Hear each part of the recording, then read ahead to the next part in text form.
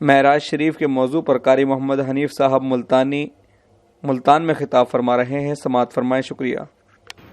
وَأَزْوَاجِهِ وَذُرِّيَّاتِهِ وَبَارَكَ وسلم تسلیما كثيرا كثيرا أما بعد فأعوذ بالله السميع العليم من الشيطان الرجيم بسم الله الرحمن الرحيم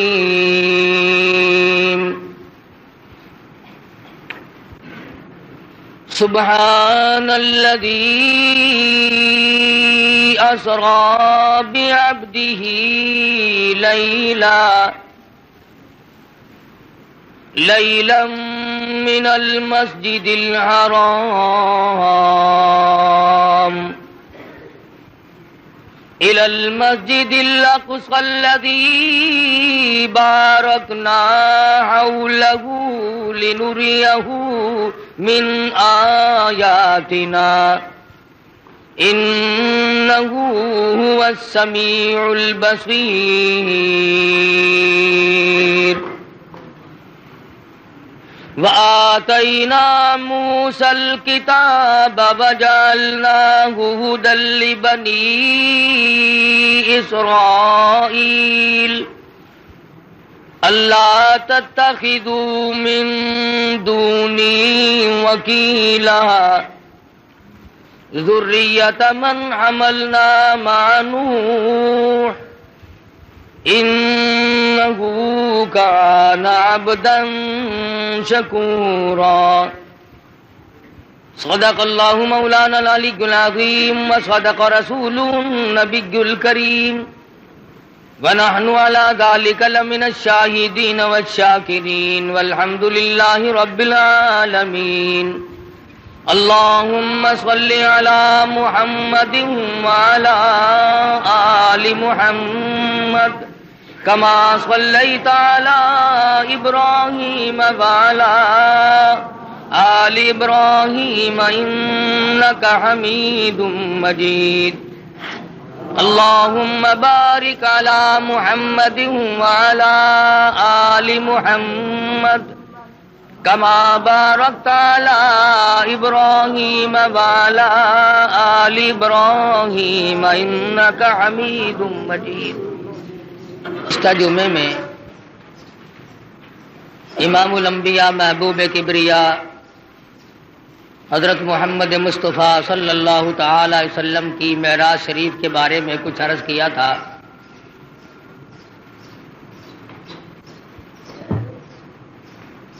خداوند کریم نے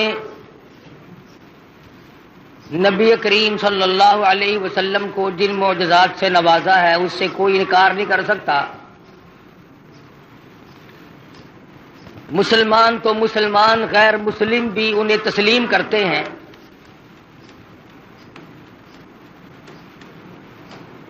حضور اکرم صلی اللہ علیہ وسلم معراج شریف کی رات میں، ملاقات والی رات میں، ان مقامات سے گزر رہے ہیں جو اللہ پاک نے معراج والی رات میں امت کے اعمال کے نتیجے کے طور پر دکھلائے۔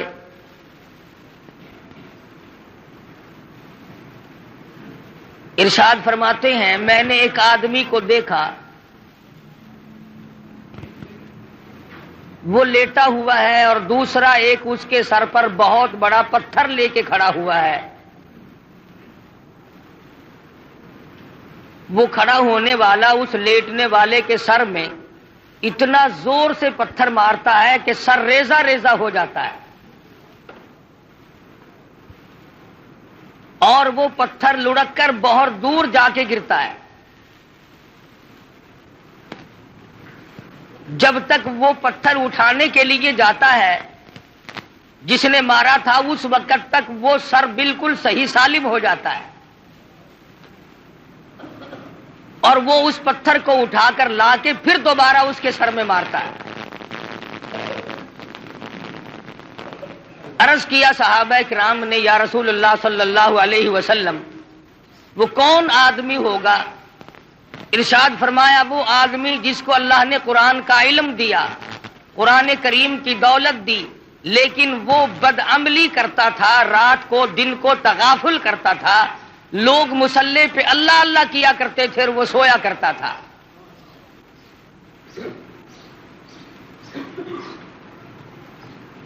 ارشاد فرمایا ہم آگے چلے تو ہم نے دیکھا چند آدمی ہیں، ان کے پیٹ گنبد کی طرح بڑے بڑے ہیں اور ان میں بچھو اور سانپ صاف شفاف پھرتے ہوئے نظر آتے ہیں پیٹ میں۔ حضور صلی اللہ علیہ وسلم نے فرمایا کہ ہم نے پوچھا جبریل یہ کون لوگ ہیں؟ جواب ملا یہ امت کے سود کھانے والے لوگ ہیں، بیاج کھانے والے آدمی ہیں۔ آج احتیاط نہیں، پرہیزگاری نہیں، سوچو بچار نہیں۔ حدیث شریف میں آتا ہے جس کا مفہوم یوں ہے کہ جس نے 4 آنے سود کے کھائے، بیاج کے کھائے، گویا اس نے اپنی سگی ماں سے 35 مرتبہ زنا کیا ہے۔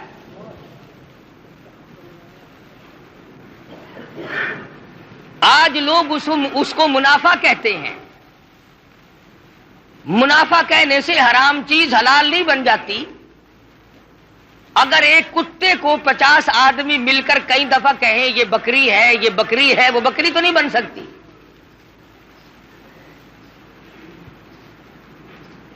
ارشاد فرمایا مدنی کریم صلی اللہ تعالی علیہ وسلم نے ہم نے ایک آدمی کو دیکھا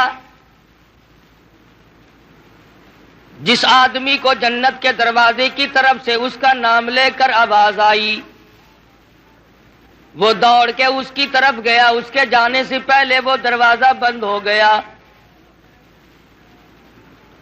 پھر دوسرے دروازے سے آواز آئی، اس کی طرف دوڑ کر گیا، پھر وہاں سے بھی بند ہو گیا۔ پھر تیسرے دروازے کی طرف سے آواز آئی، یہی جنت کے ہر دروازے سے آواز آتی ہے، وہ دوڑ کے جاتا ہے تو دروازہ فوراً بند ہو جاتا ہے۔ پوچھا گیا یہ کون آدمی؟ ارشاد فرمایا مدنی کریم صلی اللہ تعالی علیہ وسلم نے یہ وہ آدمی ہوگا جو دین کے معاملے میں لوگوں سے دھوکہ کیا کرتا تھا۔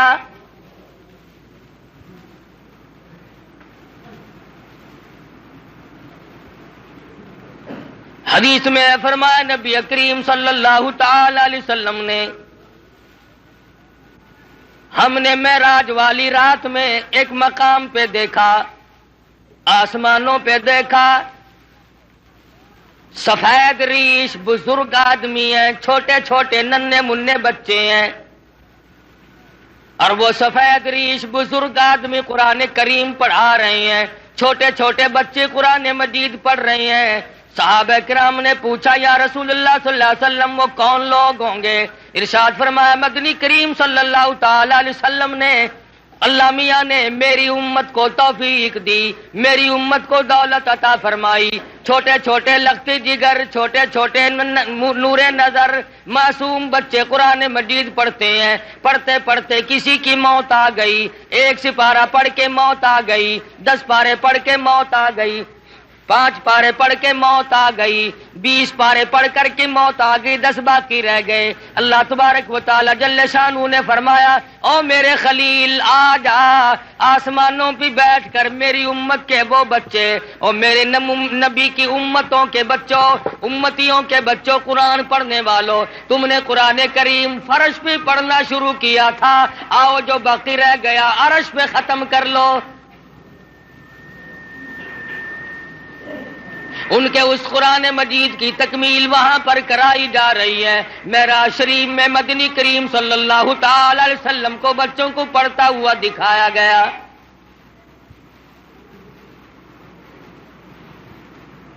سرکار مدینہ صلی اللہ تعالی علیہ وسلم براق پہ سوار ہے، بیت المقدس میں تشریف لے آئے۔ خداوند کریم نے انبیاء متعدہ بلایا ہوا ہے، سارے انبیاء کرام کو دعوت دی ہوئی ہے، آؤ آج میرے محبوب تشریف لائیں گے، تم سب آ جاؤ۔ آدم صفی اللہ موجود ہے، نوح نجی اللہ موجود ہے، موسیٰ کلیم اللہ موجود ہے، ابراہیم خلیل اللہ موجود ہے، اسماعیل ذبیح اللہ موجود ہے، یعقوب علیہ السلام تشریف لائے ہوئے ہیں، یوسف علیہ السلام تشریف لائے ہوئے ہیں، اسحاق علیہ السلام تشریف لائے ہوئے ہیں، زکریا یحییٰ علیہ السلام تشریف لائے ہوئے ہیں، عیسیٰ علیہ السلام تشریف لائے ہوئے ہیں۔ سارا انبیاء متحدہ بیت المقدس میں آپ کا انتظار کر رہا ہے۔ اندازہ لگاؤ مسلمانوں، تم کس نبی کا کلمہ پڑھتے ہو، کس نبی کے امتی ہو، کس نبی کی عظمت کو برقرار رکھتے ہو۔ تمہارے ہمارے نبی کی کتنی بڑی عظمت ہے، کتنی بڑی شان ہے، کتنا بڑا مرتبہ ہے، کتنا بڑا مقام ہے، کتنی بڑی برتری اور بزرگی ہے۔ 1,24,000 انبیاء کرام تشریف فرمائے، انتظار کر رہے ہیں آمنہ کے در یتیم کا۔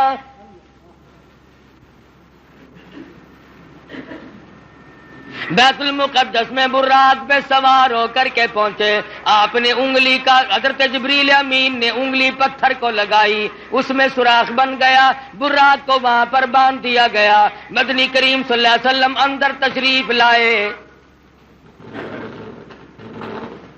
سب سے پہلے آدم علیہ السلام آگے بڑھے، خطبہ استقبالیہ پڑھا، مبارکباد دی، مرحبا یا ابن صالح، او میرے بیٹے میں فخر کرتا ہوں، میری آل میں سے، میری نسل میں سے، انسانوں میں سے، آدمیوں میں سے اللہ تبارک و تعالیٰ نے آپ جیسے حبیب لبیب کو پیدا فرمایا۔ آدم علیہ السلام فخر کرتے ہیں میری آل میں سے ہے، مرحبا یا ابن صالح، اور میرے بیٹے نیک بیٹے مبارک ہو، تیری وجہ سے میرا بھی سر اونچا ہو گیا۔ نوح علیہ السلام تشریف لائے، ابراہیم خلیل اللہ تشریف لائے، اسماعیل ذبیح اللہ نے مبارکباد دی، ایک ایک پیغمبر بڑھ کے آگے استقبال کر رہے ہیں۔ مدنی کریم صلی اللہ تعالی علیہ وسلم کو انبیاء کرام کے جرمٹ میں چاروں طرف سے گھیرا ہوا ہے۔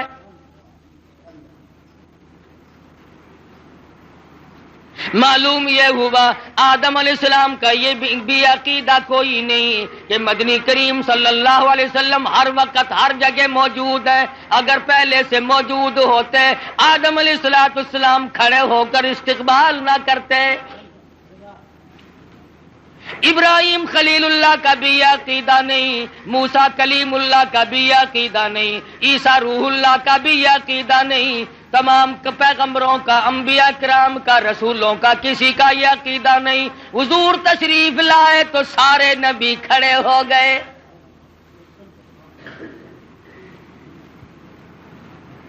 حضرت جبریل امین نے اذان دی، جبریل امین نے اذان دی بیت المقدس میں۔ آدم علیہ السلام فرماتے ہیں کہ میں سوچ رہا تھا میں ابو البشر ہوں، میں انسانیت کا ابا ہوں، سارے جہان کے لوگوں کا میں باپ ہوں، آج نماز پڑھانے کا منصب مجھے ملے گا، آج امامت کا سہرا میرے سر بندھے گا، میں سارے جہان کے انسانوں کا ابا ہوں، میں سب سے بڑا ہوں، سب سے پہلے پیدا ہوا ہوں، اس لیے امامت مجھے ملے گی۔ سیدنا نوح علیہ السلام سوچ رہے تھے مجھے ملے گی، میں نے اللہ کے نام کے لیے 950 برس مار کھائی ہے۔ ابراہیم خلیل اللہ سوچ رہے ہیں میرا نمبر لگے گا، مجھے آج منصب امامت ملے گا، میں نے بڑی مار کھائی ہے، چیخا میں مجھے ڈالا گیا، میں نے بڑی قربانیاں دی ہیں۔ ہر پیغمبر کا اپنا اپنا خیال ہو رہا ہے، ہر نبی کا اپنا اپنا زعم ہے، اپنا اپنا دل و دماغ کی سوچ و بچار ہے۔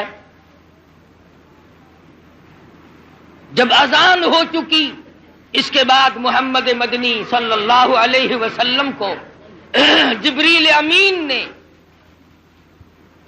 مصلی کی طرف بڑھا دیا۔ کیوں بڑھا دیا؟ معراج جو ہے وہ ہزاروں مسئلوں کا حل ہے، ہزارہ مسئلوں کی صفائی ہو رہی ہے۔ آج یہاں پہ یہ مسئلہ بھی صاف ہو گیا کہ او آدم، بے شک تم انبیاء علیہ الصلوۃ والسلام کے بھی سارے جان کے انسانوں کے تم ابا ہو، لیکن میرے نبی کی موجودگی میں تم مصلی پہ قدم نہیں رکھ سکتے۔ نوح نجی اللہ، مانتا ہوں تم نے میرے نام پہ بڑی مار کھائی ہے، پر آج مسئلے بھی تو صاف کرنے ہیں۔ کالی کملی والے صلی اللہ علیہ وسلم کی موجودگی میں اے نوح علیہ الصلوۃ والسلام تمہیں مصلی پہ قدم رکھنے کی اجازت نہیں۔ ابراہیم خلیل اللہ، ٹھیک ہے آپ نے میری توحید کے لیے بڑی بڑی مار کھائی ہیں، بڑی بڑی تکلیف اٹھائی ہیں، بڑی بڑی پریشانیاں جھیلی ہیں، مگر کالی کملی والے صلی اللہ علیہ وسلم کے ہوتے ہوئے آپ کو مصلی پہ قدم رکھنے کی اجازت نہیں۔ ذبیح اللہ کو اجازت نہیں، کلیم اللہ کو اجازت نہیں، عیسیٰ روح اللہ کو اجازت نہیں۔ یہ مسئلے صاف کر دیے گئے، جہاں میرا نبی موجود ہو، نماز پڑھانے کے لیے تیار ہو، مصلی کے بالکل قریب ہو، کسی کو مصلی پہ چڑھنے کی اجازت نہیں۔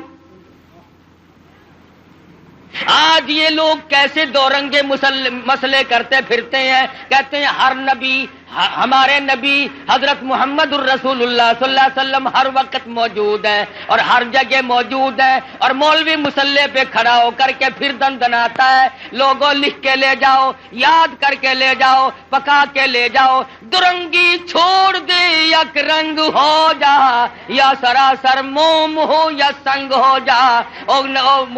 نبی کے ماننے والے اور کلمہ پڑھنے والے نبی کی موجودگی میں خلیل اللہ قدم نہیں رکھتے، کلیم اللہ قدم نہیں رکھتے، ذبیح اللہ مصلی کی طرف نہیں جاتے، تیری کیا مجال ہے؟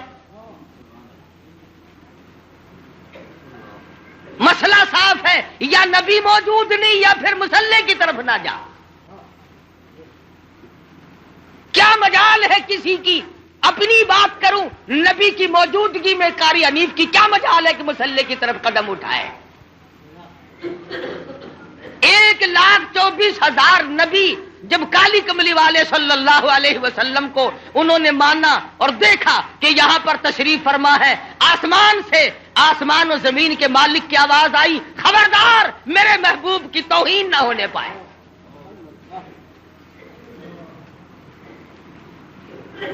جب نبی موجود ہوگا مصلی پہ کسی کو چڑھنے کی اجازت نہیں، اور جب نبی موجود نہیں ہوں گے تو مصلی پہ آپ اور میں ہم سب جو اس کا منصب کا اہل ہوگا وہ چڑھ سکے گا۔ پتہ چلا کہ ہر وقت اور ہر آن، ہر گھڑی، ہر لمحہ، ہر جگہ نبی موجود نہیں۔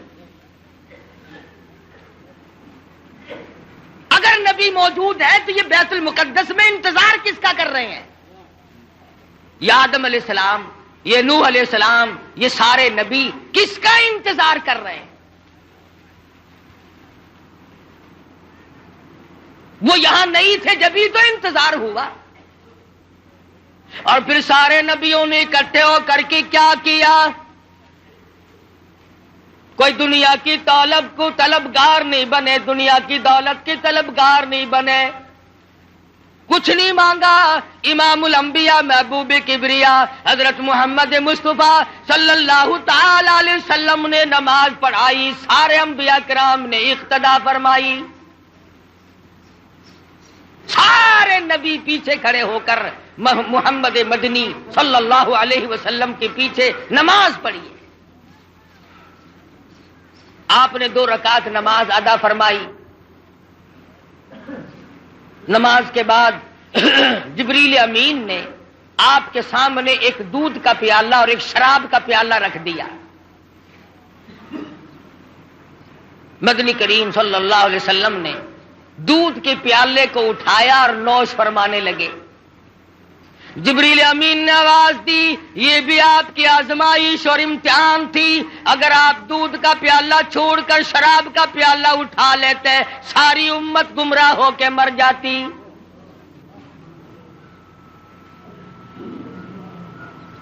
یہ جو اب بھی پیتے ہیں انہیں ہے اس بات کا احساس کہ شراب کی حرمت اور نجس ہونے میں کسی کو کیا تردد ہے. فرمایا جیسے مردار کا گوشت حرام ہے، خنزیر کا گوشت حرام ہے، اسی طرح سے شراب بھی حرام ہے. اگر اس کا قطرہ کپڑے کو لگ جائے تو وہ پلیت ہوگا. لاکھوں من پانی کنویں میں ہوتا ہے، 2 قطرے شراب کے ڈال دو، تمام مسلمانوں کا اتفاق ہے کہ پانی پلیت ہو جاتا ہے.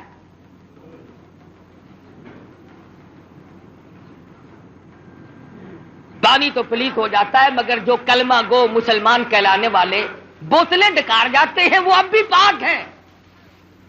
وہ نجس نہیں ہوتے، وہ پلیت ہوتے ہی نہیں. صحابہ کرام رضوان اللہ تعالی علیہ مجمعین کی جماعت نے ان تمام مسئلوں کو سنتے ہی فوراً تمام چیزوں کو پرے پھینک دیا. علماء کرام نے لکھا ہے جس دن شراب کی حرمت کا ذکر آیا قرآن مجید میں حکم نازل ہوا، مدینے پاک کی گلیوں میں شراب کا سیلاب آ گیا. جس کے پاس مٹکا تھا مٹکا توڑ دیا، بوتل تھی بوتل توڑ دی، سراہی تھی وہ بھی توڑ ڈالی، تمام کی تمام شراب کو حرام سمجھ کر پھینک دیا اور پھر ساری زندگی اس کے قریب تر نہ گئے. آج مسلمان حرام حرام بھی کرتے رہتے ہیں، مگر جن کو مل جاتی ہے وہ چھوڑنے کے لیے بھی تیار نہیں. حدیث پاک میں آتا ہے کہ شراب پینے والے کو اللہ میاں کبھی بھی نظر کرم سے نہیں دیکھے گا. کسی وقت میں بھی کسی حالت میں بھی اس کی طرف نظر کرم ہوگی ہی نہیں. محمد مدنی صلی اللہ تعالی علیہ وسلم کا زمین کا معراج ختم ہو گیا. اس کو سفر اسرا سے تعبیر کرتے ہیں. سبحان الذی اسرا بعبدہ لیلا من المسجد الحرام إلى المسجد الأقصى الذي باركنا حوله لنريه من آياتنا إنه هو السميع البصير.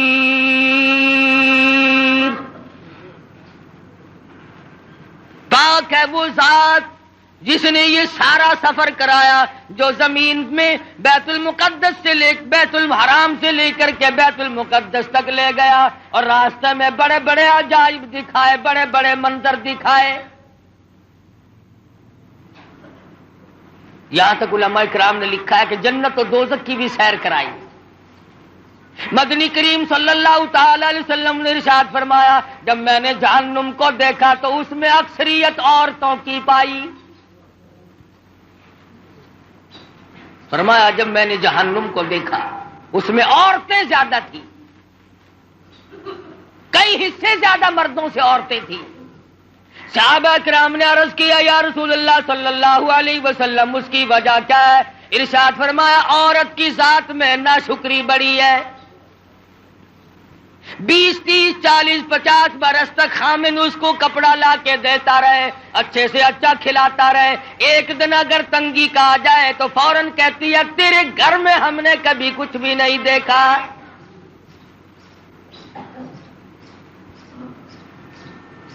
دوسری وجہ ارشاد فرمائی دینیات کے معاملے میں بھی بڑے پیچھے رہ جاتی ہے، نماز کی پرواہ کم کرتی ہے، خامد کی نافرمانی کرتی ہے. وہ اس بات کو عار سمجھتی ہے کہ جس کے ساتھ میرا نکاح ہوا ہے میں اس کی اجازت کے بغیر ادھر ادھر نہ جاؤں اور میں تمام تر معاملات میں اس کی غلامی کروں. ارشاد فرمایا مدنی کریم صلی اللہ تعالی علیہ وسلم نے کسی کو دنیا میں اللہ کی ذات کے سوا سجدہ کرنا روا نہیں، سجدہ کرنے کی اجازت نہیں، اور اگر کسی کو سجدہ روا ہوتا، جائز ہوتا، میں عورت کو حکم دیتا کہ وہ اپنے خامن کو سجدہ کیا کرے۔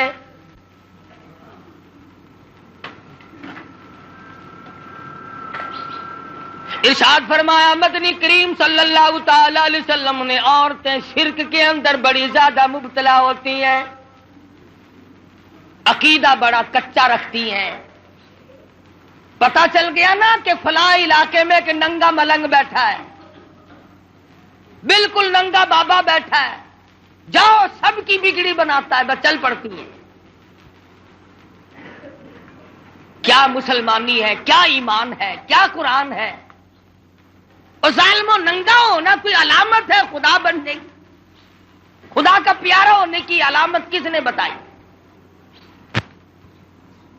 مدنی کریم صلی اللہ تعالی علیہ وسلم کو جبریل امین نورانی زینر پیڑی کے ذریعے آسمانوں کے پہلے آسمان کے قریب لے گئے،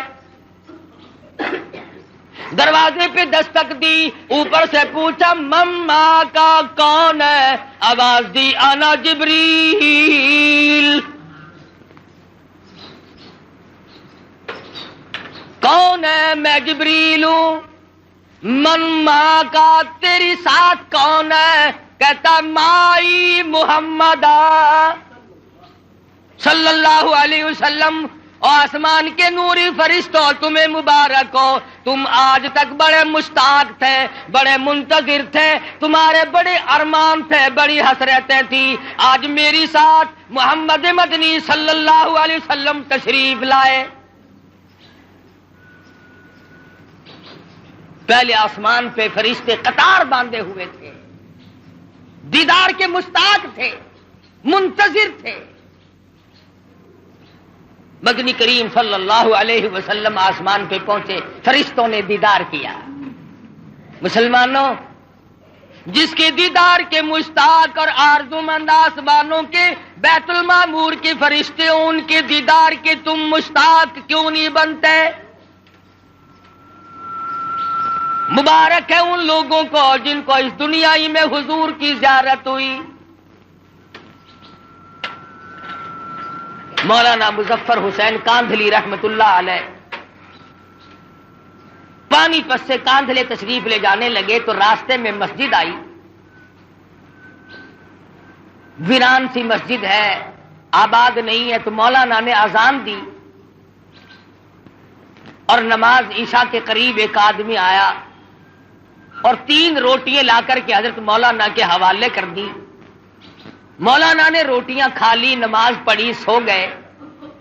فرماتے ہیں مجھے ایک ہی رات میں 3 مرتبہ مدنی کریم صلی اللہ علیہ وسلم کی زیارت ہوئی، 3 مرتبہ دیدار نصیب ہوا سرکار دو جہاں حضرت محمد الرسول اللہ صلی اللہ علیہ وسلم کا۔ فرماتے ہیں میرا دل للچایا، مجھے حسرت آئی، میری آرزو ہوئی کہ یہ تو بڑی مبارک جگہ ہے، مجھے یہیں ٹھہرنا چاہیے، میں یہ جگہ چھوڑ کے نہیں جاتا۔ اگلے دن وہی قیام کیا، اگلی رات آئی، وہی نماز کا وقت آیا اور ایک آدمی آیا اور اس کے ہاتھ میں 2 روٹیاں تھی۔ مولانا فرماتے ہیں میں 2 روٹیاں کھا کر کے سو گیا، اس رات میں مجھے 2 مرتبہ حضور اکرم صلی اللہ علیہ وسلم کی زیارت ہوئی۔ میں بڑا حیران ہوا کہ کل تو 3 دفعہ ہوئی تھی، آج 2 دفعہ ہوئی ہے۔ تیسری رات جب آئی تو وہی آدمی آیا، ٹھہرا ہوں، پہلی رات کو 3 مرتبہ ہوا، دوسری مرتبہ 2 رات ہوا، آخری رات 1 دفعہ ہوا، اور میں یہ سمجھ گیا ہوں کہ یہ بات اس جگہ کی نہیں، تو کون اللہ والا ہے جس کی جتنی روٹیاں کھائیں اتنی مرتبہ حضور کی زیارت ہوئی؟ تیرے گھر کی 3 روٹیاں پہلی رات کو کھائیں تو 3 مرتبہ دیدار ہوا، دوسری رات 2 کھائی تو 2 مرتبہ دیدار ہوا، تیسری رات 1 کھائی تو 1 مرتبہ دیدار ہوا۔ تو ایسا کیا عمل کرتا ہے؟ محمد مدنی صلی اللہ علیہ وسلم نے ایسے لوگوں کے دلوں میں محبت پکڑی ہے، امت کے وہ لوگ جو سب کچھ قربان کر دیں۔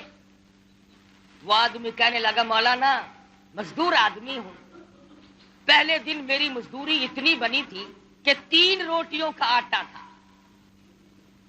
اور ہمارے گھر میں فاقہ تھا۔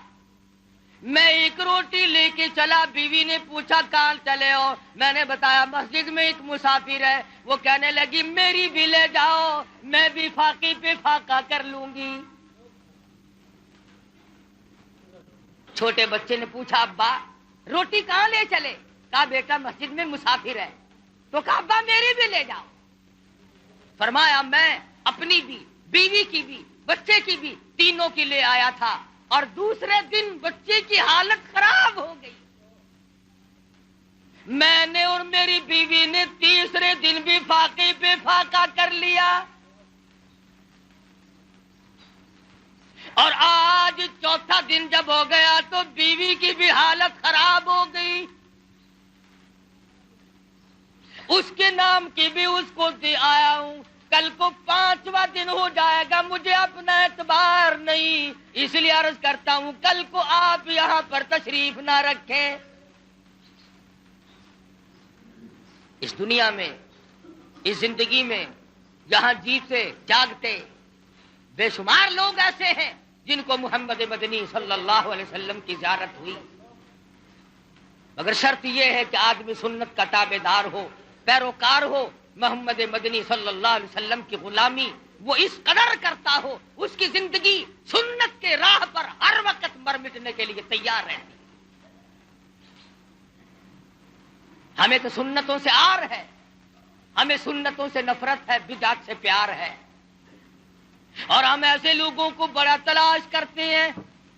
ہمیں تو ایسے بزرگوں کا ساتھ ملا، ایسے اکابر کا ساتھ ملا، کہتا قبا پوشی کے پردے میں جو عیاشی کی رسیا ہوں، قبا پوشی کے پردے میں جو عیاشی کی رسیا ہوں، میں ایسوں کو شیوخ و صوفیہ کہہ دوں یہ مشکل ہے۔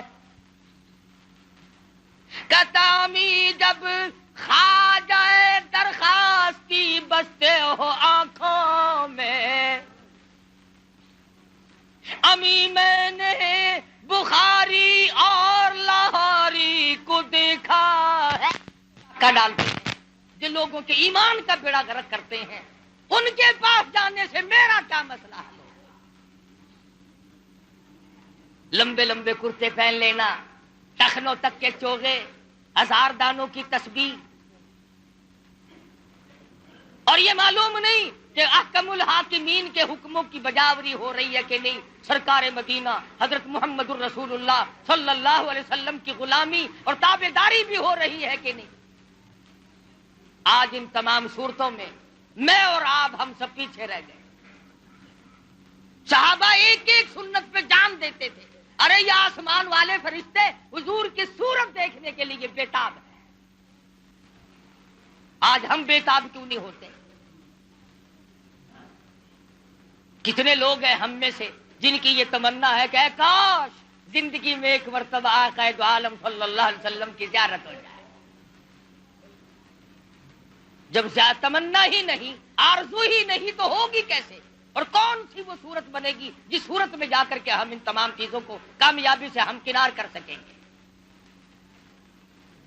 خداوند کریم نے اتنا اونچا مقام، اتنا اونچا مرتبہ عطا فرمایا کہ سدرۃ المنتہا کے فرشتے منتظر کھڑے ہیں، بیت المعمور کے فرشتے، نوری فرشتے منتظر کھڑے ہیں، جبریل امین ساتھ آئے ہیں، سارے آسمان میں شور مچا ہے، آؤ زیارت کرو امام الانبیاء۔ پھر ان کو نکالنا، درجات سے منع کرنا کہ جی یہ تو انسانوں میں سے بھی نہیں، یہ تو آدم علیہ الصلوۃ والسلام کی آل میں سے نہیں، یہ کوئی مسائل ہے؟ کھلی ہوئی بات کا انکار کرنا۔ حضور اکرم صلی اللہ علیہ وسلم تشریف لے جا رہے ہیں، بیت اللحم آیا جہاں عیسیٰ علیہ السلام پیدا ہوئے تھے، وہ مقام آیا. جبریل امین نے عرض کیا یا رسول اللہ تشریف لے آؤ، نیچے اتر آؤ، یہاں 2 رکعت نماز ادا کرو. یہ مولود عیسیٰ ہے، یہ عیسیٰ علیہ السلام کی پیدائش کی جگہ ہے، آپ یہاں پر نیچے نزول فرمائیے. مدینہ پاک آیا، فرشتے نے بتایا کہ یہ آپ کی ہجرت گاہ بنے گی، آئیے نیچے 2 رکعت نماز ادا کیجیے. ہر مقام پہ نماز ادا ہو رہی ہے. سوال کرو پروردگار عالم کیا بات ہے، لفظ عبد کیوں استعمال کیا؟ کیوں نہیں فرمایا اسرا بنبیہ؟ میں نے سیر کرائی اپنے نبی کو، اسرا برسولہ. کیوں نہیں فرمایا اسرا بنورہ؟ نہیں فرمایا.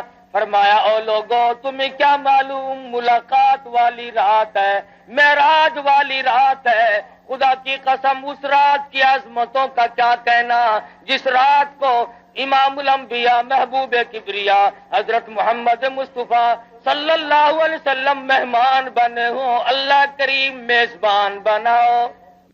الى المسجد الحرام الى المسجد الاقصى، مسجد اقصی تک درمیان میں چل رہے ہیں. ایک عورت آتی ہے اور حضور اکرم صلی اللہ علیہ وسلم کو سلام کہتی ہے. حضور اس کو جواب دینے لگے. جبریل امین نے روک دیا کہ آپ اس کے سلام کا جواب نہ دیں ورنہ پوری امت گمراہ ہو جائے گی. ہاں پوری امت گمراہ ہو جائے گی. کیوں؟ کہ یہ دیکھنے میں عورت ہے، یہ حقیقت میں دنیا ہے جو گمراہ کرتی ہے لوگوں کو. آپ اس کے سلام کا جواب نہ دیں. پتا چلا کہ عورت کا روپ دھار کر دنیا میں معراج والی رات میں پیغمبر خدا صلی اللہ علیہ وسلم کے سامنے آئی. آج آپ تجربہ کر لیں، پوری دنیا کو اس وقت عورتوں نے لپیٹ رکھا ہے. اچھا بھلا آدمی حاجی نمازی ہوتا ہے، نیک ہوتا ہے، ذرا سا منہ بنا کر کے بیوی کہتی ہے آسے پاسے ہر کسی کے گھر ٹی وی لگ گئی ہے، ساڈے گھر کا ہی نہیں. تو اون ویلے سو دے حاجی کی جان نکل جاندی ہے. جو بچارا یہ آخے نا تیری طبیعت سیٹ نہیں رہندی، آخر کیویں طبیعت سیٹ رہے؟ کوئی ویلا گزرن دے تسا میرے واسطے ہیلا کیتا ہے؟ کوئی ریڈیو، کوئی ٹی وی، کوئی ٹیپ، کوئی سے ہووے نا.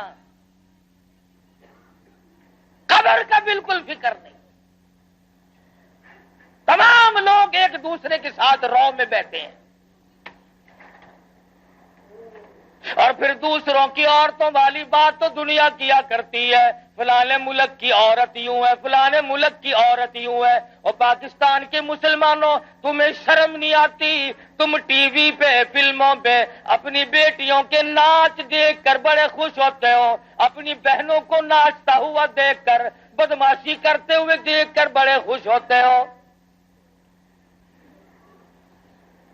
گورنمنٹ بڑی راضی ہے کہ ہم نے 3 طریقے سے لوگوں کو بدماش بنانا شروع کر رکھا ہے، ریڈیو کے ذریعے، ٹی وی کے ذریعے، اخبارات کے ذریعے. پورے ملک کو، پوری قوم کو بدماش بنانے کا پروگرام تقریباً 8-10 سال سے چل رہا ہے اور بنا دیا بدماش. شرافت کا جنازہ نکل گیا، غیرت کا تختہ ہو گیا. ڈوب کے مر جائے ہم مسلمان کہلاتے ہوئے. مدینے پاک میں اللہ پاک ہر ایک کو زیارت نصیب فرمائے. ایک عورت گزر رہی ہے، بڑی خوبصورت ہے، بڑی حسینہ ہے، بڑی جمیلہ ہے، بہت انداز ہے، بڑی شوق نظر ہے، آنکھیں بڑی خوبصورت ہیں. ویسے پردے میں تھی، ایک آنکھ ذرا کھل گئی، ایک دیوانے نے دیکھ لی. وہ کہنے لگا میں اس آنکھ پہ فریفتہ ہو گیا ہوں، میں مر گیا ہوں اس آنکھ پہ. گھر گئی، چاقو لیا، آنکھ نکال کر اس دیوانے کے پاس بھجوا دی کہ تجھے اس سے عشق تھا، یہ آنکھ سنبھال لے. پڑوسنوں نے کہا، عورتوں نے کہا، ارے آنکھ کھو دی، کاڑی ہو گئی، چہرہ بگڑ گیا. کہنے لگی جس آنکھ کو غیر آدمی دیکھ کر مستی کرتا ہو اس آنکھ کو رکھنا جائز نہیں.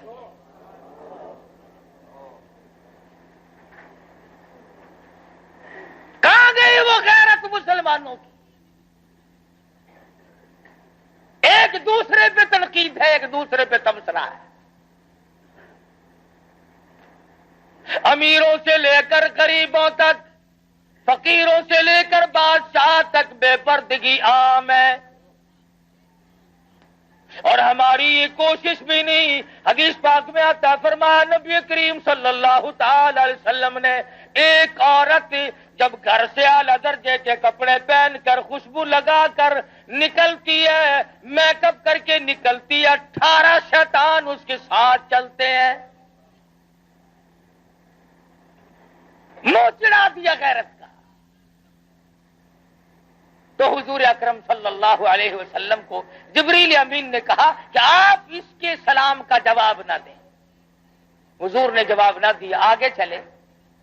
فرماتے ہیں نبی کریم صلی اللہ علیہ وسلم میں نے ایک مخلوق دیکھی، میں نے لوگ دیکھے، بہت زیادہ تھے، ایسا بدبودار، ایسا سڑا ہوا، ایسا عفونت والا گوشت کھا رہے تھے. حضور فرماتے ہیں اگر ایک رتی کے برابر دنیا میں ظاہر کر دیا جائے، پوری دنیا بدبو کی وجہ سے تباہ و برباد ہو جائے.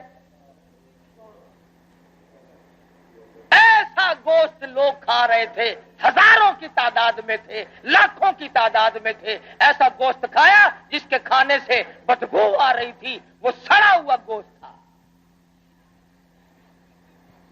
صحابہ کرام نے عرض کی یا رسول اللہ وہ کیا چیز تھی؟ ارشاد فرمایا امت کے جن لوگوں پہ زکوٰۃ فرض اور واجب ہے، زکوٰۃ کو روک کر جو اس مال کو کھاتے ہیں ان لوگوں کو وہ گوشت کھانا پڑے گا.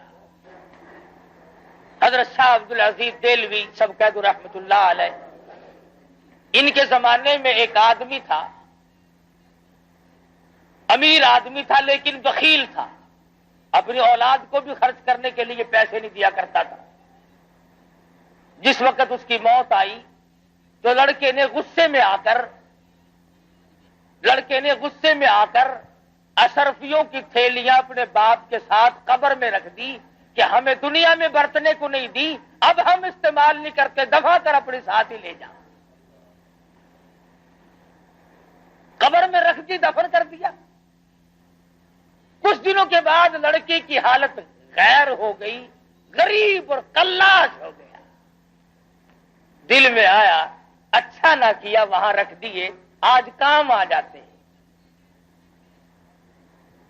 دوسرے مرحلے میں دل میں یہ بات آئی کہ اب کون سا کوئی اٹھا کے لے گیا، ان کو نکال لاؤ، ہمت کرو. بس رات کا وقت تھا، اوزار لیے، دئی لی، کسی لی اور جا کر باپ کی قبر کھود دی. اس نے اشرفیوں کا تھیلا بھر کے وہاں رکھا تھا. جب اس نے روشنی کی تو کیا دیکھتا ہے وہ تھیلا موجود نہیں. سر سے لے کر پیروں تک ایک ایک کر کے جیسے ستارے عورتیں کپڑے کو لگاتی ہیں، سر سے لے کر پاؤں تک سارے بدن پہ اشرفیاں ٹکی ہوئی ہیں. کل بدن پہ، تمام کے تمام بدن پہ ایک ایک کر کے ستارے لگے ہوئے ہیں، اشرفیاں یوں ٹکی ہوئی ہیں. یہ لڑکا کہتا ہے کہ ایک اشرفی اتارنے کے لیے میں نے یہ 2 انگلیاں لگائی تھی، بس انگلیوں میں وہ ساڑ مچا، وہ سوزش ہوئی، وہ جلن ہوئی. قبر مشکل سے پوری کری، سب کچھ وہیں چھوڑ دیا. دہی میں رکھتا، دوا میں رکھتا، منہ میں انگلیوں کو رکھتا، چین نہیں آئی. کسی کو کیسے بتائے کہ میرے باپ کا کیا حال ہے. بڑے علاج معالجے کیے، بتاتا کسی کو نہیں. جب چاروں طرف کے علاج معالجے سے تھک گیا، شاہ عبدالعزیز دہلوی رحمت اللہ علیہ کی خدمت میں آیا اور کہنے لگا شاہ صاحب ذرا دم فرما دو، نہ معلوم کوئی پھوڑا نکلتا ہے، نہ معلوم کیا چیز ہے. میری 2 انگلیوں میں 3-4 دن ہو گئے چین نہیں پڑتی. شاہ صاحب نے دم فرمایا، کچھ پڑھ کے پھونکا اور پوچھا درد ہے؟ اس نے کہا جی ویسے ہی ہے جیسے پہلے تھا۔ شاہ صاحب نے پھر کچھ پڑھا اور دم فرمایا اور پوچھا کچھ فرق پڑا؟ اس نے کہا نہیں جی ویسا ہی درد ہے جیسے پہلے تھا۔ پھر تیسری مرتبہ شاہ صاحب نے کچھ پڑھا اور دم فرمایا اور پوچھا کہ کچھ کم ہے؟ اس نے کہا نہیں جی جو کا تو ہے اس میں کوئی فرق نہیں آیا۔ اللہ اکبر۔ شاہ عبدالعزیز دہلوی رحمت اللہ علیہ فرمانے لگے پھر یہ سوزش یہ جلن پھوڑے کی نہیں، پھنسی کی نہیں، یہ جلن کسی آگ میں جلے ہوئے کی نہیں، یہ کسی تکلیف کی نہیں، ایسا معلوم ہوتا تیری انگلیاں جہنم کی آگ میں جلی ہوئی ہے۔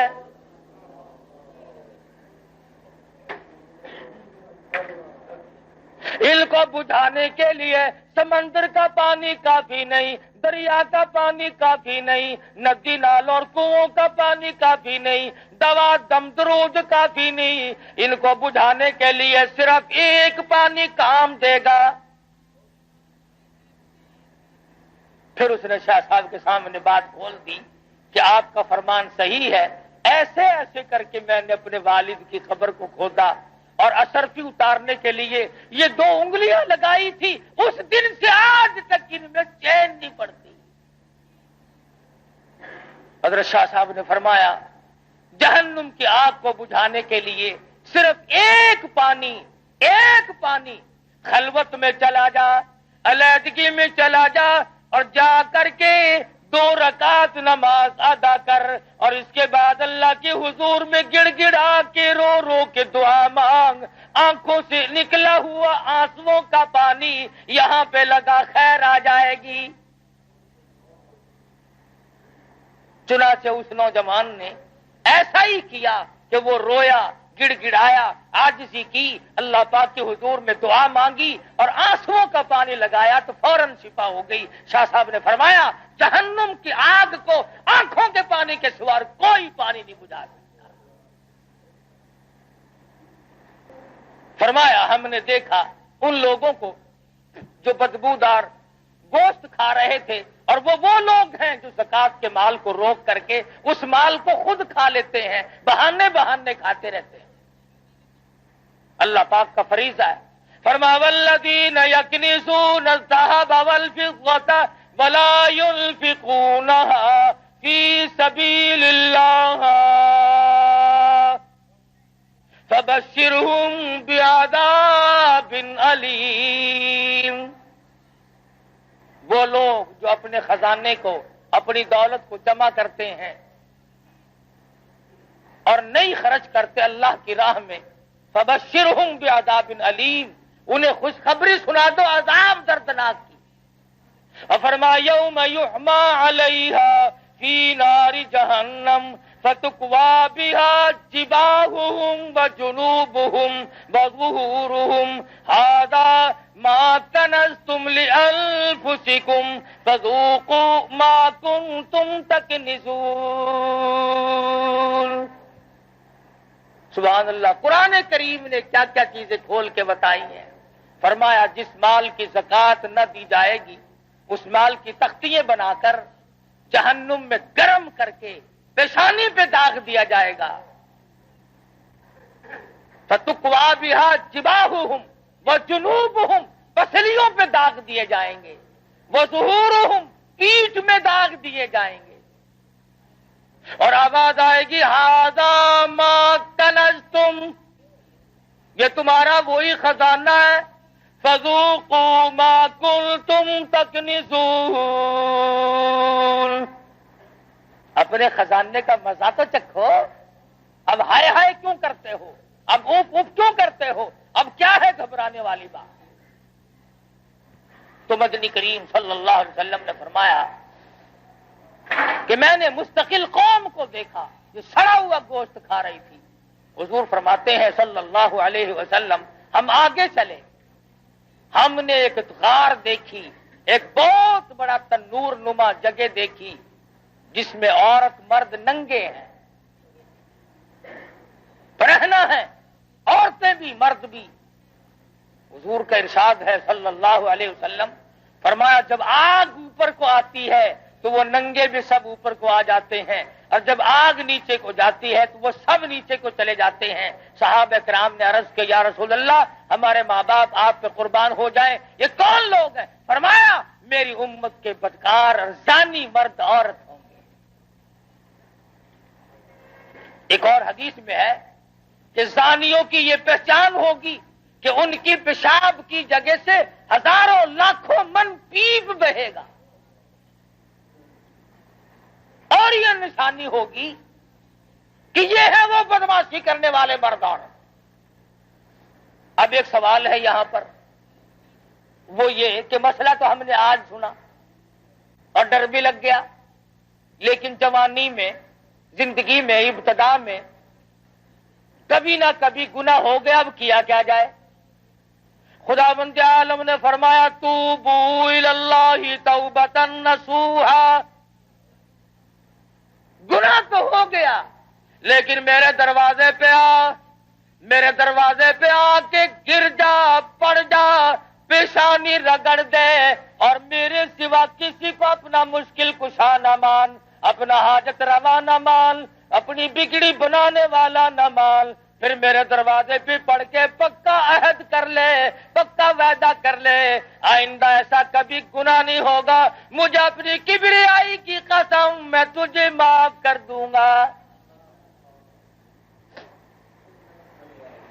مگر جب کوئی معافی طلب کرے گا جبھی تو نا کہ نبی کریم صلی اللہ علیہ وسلم نے فرمایا میں نے دیکھا کہ ایک آدمی بیٹھا ہے اور دوسرا آدمی اس کے کلے کو یہاں سے لے کر کان کی لو تک چیرتا ہے، اور جب وہ دوسری طرف چیرنے کے لیے جاتا ہے تو وہ کلہ ٹھیک ہو جاتا ہے۔ حضور فرماتے میں نے پوچھا یہ کون لوگ ہیں؟ جواب ملا میری امت کا چغل خور ہے، ادھر ادھر باتیں ملانے والا ہے۔ تو معراج شریف کی رات میں مدنی کریم صلی اللہ علیہ وسلم نے بے شمار اہم واقعات دیکھے اور اس امت کو خبردار کیا۔ اگر آج بھی ہم خبردار نہ ہوں، اب بھی ہم ان باتوں کی طرف دھیان نہ دیں تو ہماری کوتاہی ہوگی، ہمارا ہی بگاڑ ہوگا، ہم ہی نقصان میں جائیں گے، کسی کا کیا بگڑے گا۔ اس لیے ہمیں اپنی زندگیوں کے اندر نماز کی، روزے کی، زکوٰۃ کی، کسی کے حق حقوق کی رات دن فکر رہنی چاہیے۔ نہ معلوم کس وقت بلاوا آ جائے گا۔ وہ کہتا ہے نا بہ رہی ہے ہر طرف جوئے فنا، ہر سب کے سب ہے راہ رو سوئے فنا، بہ رہی ہے ہر طرف جوئے فنا، اور آ رہی ہے ہر چیز سے بوئے فنا۔ ارے نہ تم رہو گے نہ میں رہوں گا، ہم سب ایک دن قبر کے کیڑوں کی نظر ہو جائیں گے۔